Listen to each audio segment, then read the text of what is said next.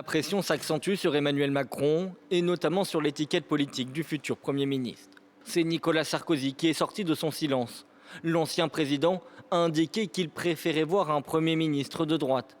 Une idée rejetée par le Rassemblement national qui dresse plutôt un profil type qui pourrait ne pas se faire censurer.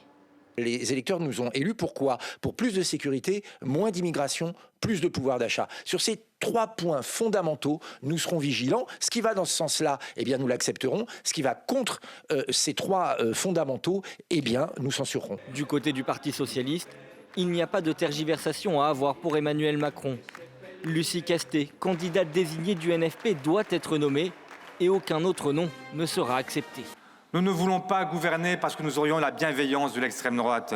Nous ne voulons pas gouverner parce que nous serions les otages de la Macronie. Nous voulons gouverner sur nos propres bases. Nous voulons gouverner sur notre propre rapport de force. Nous voulons gouverner à partir de ce que nous croyons, de ce que nous portons. Emmanuel Macron, également ciblé par François Ruffin. Le député de la Somme évoque de nouveau l'idée d'une destitution. Emmanuel Macron persiste à nier sa défaite, à conserver les manettes, à abuser de son pouvoir comme il le fait aujourd'hui.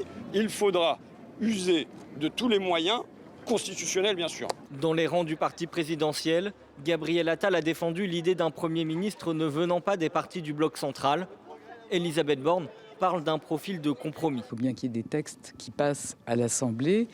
Et quand on regarde les chiffres, l'arithmétique, si je peux dire, on voit que pour ça, il faut être capable de convaincre la gauche progressiste, le bloc central, le groupe Lyot, et puis la droite républicaine. Et c'est ce travail que devra mener le prochain ou la prochaine Première ministre. Si plusieurs noms sont sur la table, Emmanuel Macron continue de chercher le nom de son nouveau Premier ministre.